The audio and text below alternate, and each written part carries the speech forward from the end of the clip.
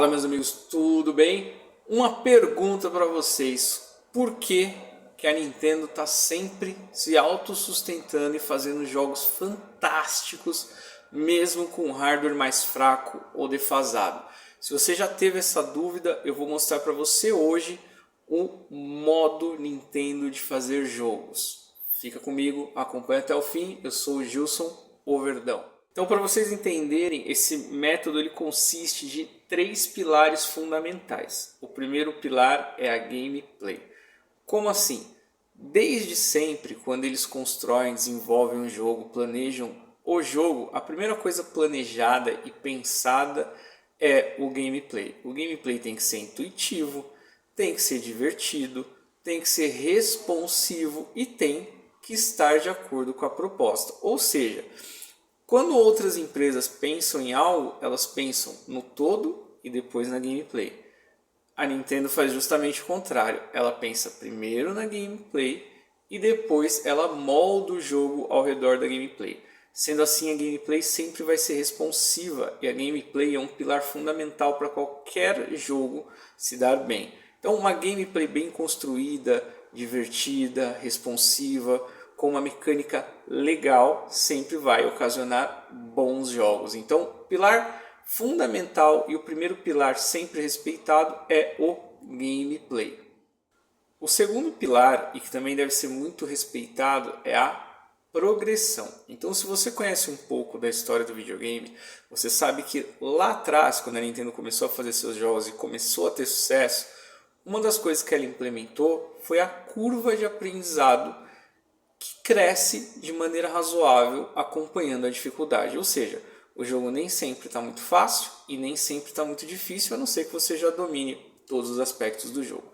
Então, se você for jogar o primeiro Mario, lá de 1985, você vai perceber claramente que a primeira tela foi construída como um tutorial. Então você tem lá os blocos, ele te ensina a pular, ele te ensina as mecânicas básicas do jogo. Então tem uma curva de aprendizado. E quando você chega lá na metade do jogo, esse jogo já está desafiador, com fases mais difíceis, inimigos usando melhor a estratégia, tela e tudo mais. E isso se repete, né? Essa metodologia, esse ciclo se repete até os dias de hoje. Então, por exemplo, se você jogou Breath of the Wild ou Tears of Kingdom, você sabe que a primeira hora do jogo, os primeiros 40 minutos, são só tutoriais basicamente para você entender as dinâmicas do jogo. Mas são tutoriais onde você joga, onde você aprende. Ele não te pega pela mão, mas tem uma curva de aprendizado muito grande. E uma boa progressão é excelente para se manter um jogo vivo e bem visto. E dois exemplos básicos de jogos que eu joguei recentemente, retrôs ainda, tá? Então, por exemplo, A Link to the Past, Zelda A Link to the Past e Zelda Minish Cap, apesar de serem bem parecidos, eles têm uma progressão muito diferente. Então, por que na minha visão A Link to the Past ainda é muito melhor? Porque ele tem uma progressão mais fluida, você passa de uma dungeon para outra de uma maneira muito natural, você não fica muito tempo perdido, você tem um mapa que te indica ali seu próximo objetivo, e sim, você pode alterar as ordens, porque eu mesmo altero muitas ordens, isso não afeta a progressão.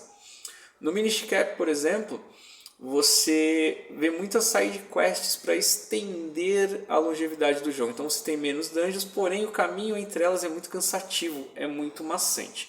E por que eu digo que isso é importante, voltando até para os dias de hoje? Se você for jogar Breath of the Wild, por exemplo, ele é um jogo gigante, entretanto pequeno.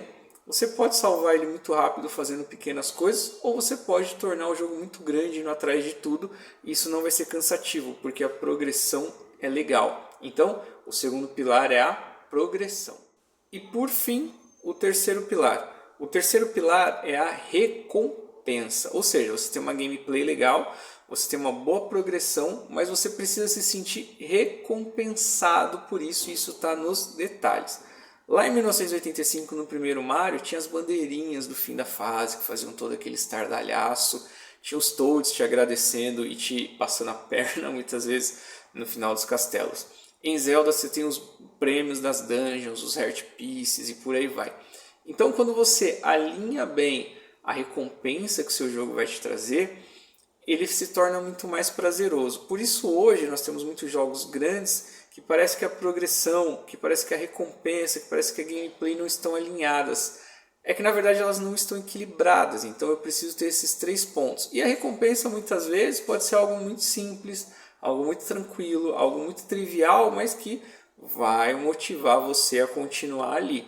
Nós tivemos uma época, por exemplo, dos anos 2000, anos 90, onde tinham jogos com muitos colecionáveis, às vezes até passando do limite se tornava cansativo. Então, hoje, quando você tem muitos colecionáveis, eles são opcionais, mas ainda assim te dão uma recompensa, mesmo que trivial, vai te dar uma satisfação para você continuar revisitando aquele jogo. Um exemplo disso, por exemplo, são as Korok Seeds no Zelda, que ninguém tem saco para pegar 900 sementes, entretanto, hora ou outra, quando você passa no jogo, você acha uma semente, você acha aquilo sensacional, e até hoje tem gente que joga ainda buscando essas sementes. Tem artifício para te ajudar, para te deixar mais fácil, ou seja, alinhado com a progressão e sem atrapalhar a gameplay, porém você é recompensado. Então chegar no fim do jogo e ter uma recompensa fantástica faz com que o jogo seja lembrado sempre. Um exemplo muito claro disso também, Metroid. Quem não quer terminar no tempo mais rápido possível para ver lá Samus de uma maneira mais natural, digamos assim. Então, progressão, recompensa e gameplay. Então, qual a conclusão que chegamos? Vocês viram aqui que para tornar um jogo memorável e inesquecível, eu não preciso de gráfico, eu não preciso de um enredo muito profundo, eu não preciso de nada disso. Eu preciso ter gameplay, progressão e recompensa. Fazendo isso, eu consigo jogos fantásticos, sem exatamente investir na tecnologia de ponta. E por que hoje os jogos estão ficando cada vez piores, digamos assim? Eu levo muito tempo para fazer um jogo, porque a tecnologia exige isso, a tecnologia de ponta, e nem sempre o jogo vai atender às expectativas, porque não possui esses 3 pilares. E a Nintendo achou o equilíbrio certo. Eu não preciso ter um hardware completamente novo, eu não preciso ter um hardware potente, mas se eu conseguir equilibrar esses 3 pilares, eu consigo construir as outras coisas em volta disso. Fazer uma direção de arte legal, já que eu não tenho um gráfico ultra realista, fazer o jogo ter a proporção certa de tempo de jogo, e tudo isso vai facilitar e vai tornar memorável aquela experiência para o jogador. Então quando a gente fala de bom jogo, é experiência, não é gráfico de ponta, não é hardware, não é nada disso. É gameplay, progressão e recompensa. Valeu? Se você concorda comigo, dá um ok. Se você não concorda, diz o porquê não. Tamo junto. Se puder seguir, eu agradeço. O pai tá aqui e bora!